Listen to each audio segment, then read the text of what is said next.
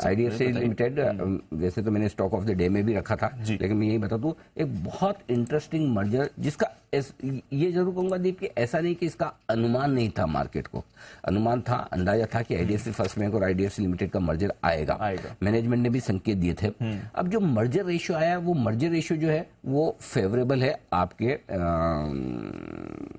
IDFC limited के लिए, और वो हमेशा फेवरेबल होगा। जब भी एक चीज समझिए, जब भी किसी एनबीएफसी का बैंक के साथ मर्जर होगा, रेशियो ज्यादातर केसेस में आपको एनबीएफसी के फेवर में आएगा। क्यों?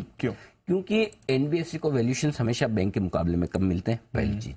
Correct sir. दूसरी चीज, अगर एनबीएफसी होल्डिंग कंपनी है तो उस होल्डिंग कंपनी में उसके लिए डीप डिस्काउंट चलता है, जो उसका फेयर वैल्यू से नीचे वो ट्रेड करता है। आईडीएफसी लिमिटेड और एचडीएफसी लिमिटेड में एक फर्क है, एचडीएफसी लिमिटेड में अपना एक बिजनेस था, सिर्फ होल्डिंग कंपनी नहीं, पूरा अपना एक अच्छा खासा बिजनेस है। आईडीएफसी लिमिटेड में ज्यादातर बिजनेस उन्होंने या तो बेच दिए, अलग कर दिए, म्यूचुअल फंड वगैरह अलग कर दिए, तो ये खाली होल्डिंग कंपनी थी। तो जो डिस्काउंट है आईडीएफसी लिमिटेड का आईडीएफसी बैंक के मुकाबले में करीबन 17% का है, और फेयर वैल्यू जो आती है करीबन 127 रुपए से के आसपास बनकर आती। जो रेशियो आया है उस रेशियो के हिसाब से अगर आप देखेंगे तो 127 रुपए के आसपास की फेयर वैल्यू बनती है।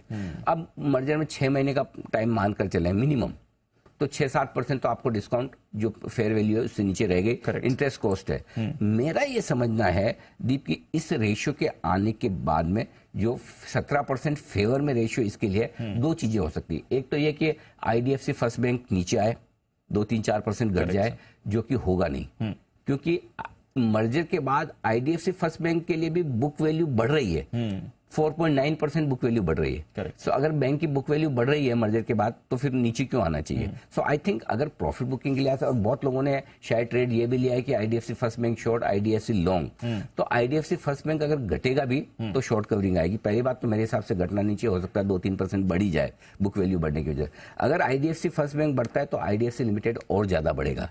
अगर आईडीएफसी फर्स्ट बैंक नहीं बढ़ता है तो आईडीएफसी लिमिटेड 116, 120 ये दो टारगेट तो आपको दिखाएगा ही, और अगर बहुत जोश आ गया तो 123, 124 की रेंज तक भी जा सकता है। वहां पर ये फुली प्राइस्ड है। Got it. वहां पर 120 के ऊपर खरीदना रिस्की जोन में आ जाता है, करेक्ट। और 115, 120 की रेंज जहां होगी यहाँ ये सेटल होने की कोशिश करेगा, डिपेंडिंग ऑन कि आईडीएफसी लिमिटेड कहां पहुंचता है। बट ये मर्जर दोनों के लिए विन विन है। स्टॉक प्राइसेस मेरे हिसाब से दोनों के लिए ठीक रहनी चाहिए, और अगर अब आपके पास में आईडीएफसी फर्स्ट बैंक का शेयर है तो एक्चुअली आपको आईडीएफसी लिमिटेड में शिफ्ट कर लेना चाहिए। अच्छा, उसका रीजन क्या है?